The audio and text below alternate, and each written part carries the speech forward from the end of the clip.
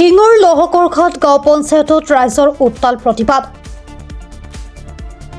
একাংশ দুষ্ট চক্ৰৰ বিৰুদ্ধে ওলাই আহিল লহকৰঘাট গাঁও পঞ্চায়তৰ শতাধিক ৰাইজ। দুষ্ট চক্ৰৰ বিৰুদ্ধে প্ৰতিবাদ সাব্যস্ত কৰিলে লহকৰ পঞ্চায়তৰ শতাধিক ৰাইজে।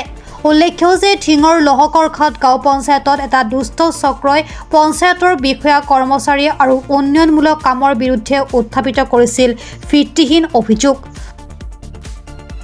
লহকৰঘাট গাঁও পঞ্চায়তত PMAYG আৰু উন্নয়নমূলক কামৰ বিৰুদ্ধে কেইজনমান লোকে উত্থাপিত কৰিছিল কেইবাটাও গুৰুতৰ অভিযোগ। আৰু তাৰ পাছতে আজি পঞ্চায়ত কাৰ্যালয়ত ওলাই আহিল শতাধিক পুৰুষ মহিলা।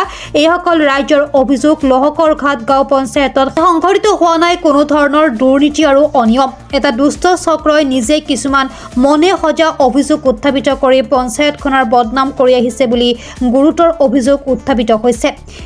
ইফালে লহকৰ পঞ্চায়তৰ CSPৰ স্বত্বাধিকাৰী আবু কালামৰ বিৰুদ্ধে PM কিষাণৰ ধন আত্মসাৎ কৰাৰ গুৰুতৰ অভিযোগ উত্থাপিত হৈছে আৰু লগতে আবু কালামৰ বিৰুদ্ধে উচিত তদন্তক্ৰমে বিহিত ব্যৱস্থা গ্ৰহণ কৰিবলৈ চৰকাৰক দাবী জনাইছে এইসকল লোকে।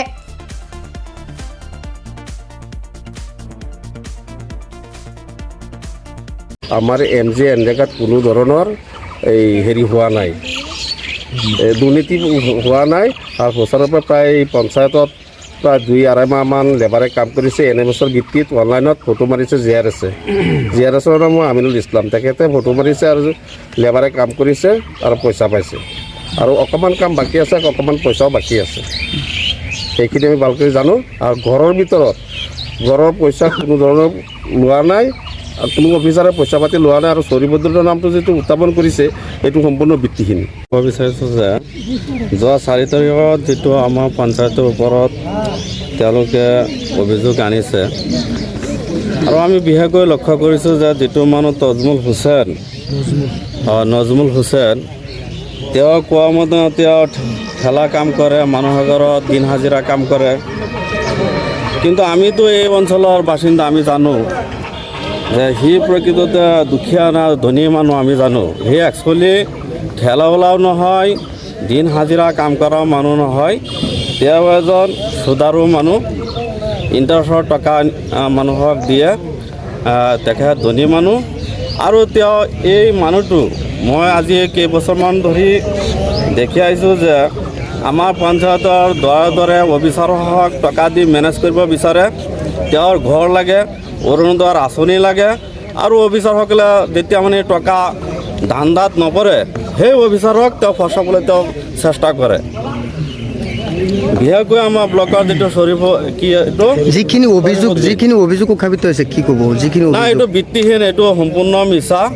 তেওঁ এজন সুদাৰু ব্যৱসায়ী, মই নিজেও টকা লৈছোঁ এটা সময়ত। গতিকে এইটো দিন হাজিৰা কৰা মানুহ বুলি অনাই বনাই অফিচত সদায় অফিচাৰসকলক টকা মেনেজ কৰাৰ মানে চেষ্টা কৰে। তেওঁ ঘৰ লাগে, ধমকি দিয়ে অফিচাৰসকলক যে তেওঁক ঘৰ দিব লাগে, আৰু ঘৰ যদি নিদিয়ে টকা লওক, অৰুণোদয় আঁচনি দিয়ক। কিন্তু এইবিলাক ধমকি চমকি দিয়াৰ পিছত অফিচাৰক কি যুক্তিত দিব? তেওঁক ঘৰৰ হেৰিটো উত্থাপন কৰা হৈছে, কৈছে হেৰি পইচা লৈছে, পইচাৰ কথা যে কৈছে, আপোনালোকে জনাব বিচাৰিছোঁ এইটো আজি 2 বছৰ আগত যেতিয়া এই ভেৰিফাই হয়, গড়ৰ নতুনকৈ নাম অন্তৰ্ভুক্ত হয়, তাৰপিছত ডকুমেণ্ট বিচাৰিছিল, গাঁও সভা পাতিছে, আকৌ আপোনাৰ 3বাৰকৈ পঞ্চায়তত মাইক দি পাব্লিচিটি কৰা হৈছে ডকুমেণ্ট জমা দিবৰ কাৰণে।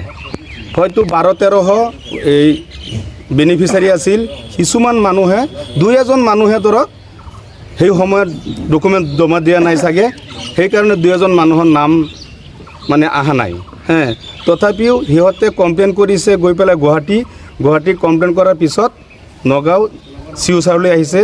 CU-ছাৰে অফিচৰ ছেক্ৰেটেৰী GBCক মাতিছে, মাতাৰ পিছত তাত তেখেতসকল গৈছে। তাৰপিছত তাত চালি বস্তুটো চাইছে যে আপোনাৰ হেৰি এই নামটো কিয় হেৰি হৈছে, কৰ্তন হৈছে। তাৰপিছত তেখেতসকলো গৈছে, এই আমাৰ অফিচৰ মানুহ মানে তাত গৈছে। যোৱাৰ পিছত সেইটো তেখেতসকলে কৈছে, চাওক এই ঘৰটোতো পঞ্চায়তে বিক্ৰী কৰি দিয়া নাই, বা আপোনাৰ নামত এতিয়াও চেঞ্চনি হোৱা নাই, হয়তো কিবা কাৰণত আপোনালোকে ডকুমেণ্ট জমা দিয়া নাই কাৰণে গড়ৰ নামটো অহা নাই।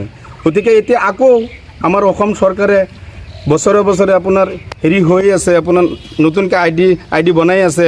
গতিকে এইবাৰ সেই মানুহখিনিৰ নামখিনি আই ডিত সোমাই দিবলৈ ওপৰৰ পৰা মানে তেখেতক ছেক্ৰেটাৰীক কৈছে, ছেক্ৰেটাৰী কৈছে ঠিক আছে আমি নামখিনি সোমাই দিম। তাৰপিছত তেখেতসকলে মানে এইটো তাতেইহে চহী তহী কৰি আহিলে।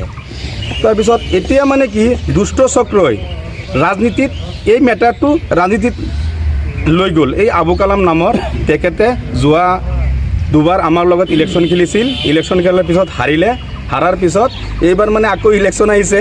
এতিয়া সি ভাবিছে কি যে জীয়াবোৰৰ নামত এটা নিউজ কৰি দিওঁ, পঞ্চায়তত এটা হেৰি কৰি দিওঁ, জীয়াবোৰ বদনাম হৈ যাওক যাতে সিহঁতে আগুৱাই আহিব পাৰে, সেইমতে মানে এই নিউজটো কৰিছে।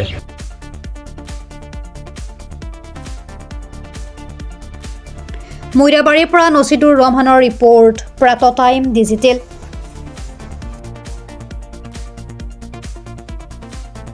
অসমৰ সংবাদ জগতখনৰ বাবে এক সুখবৰ।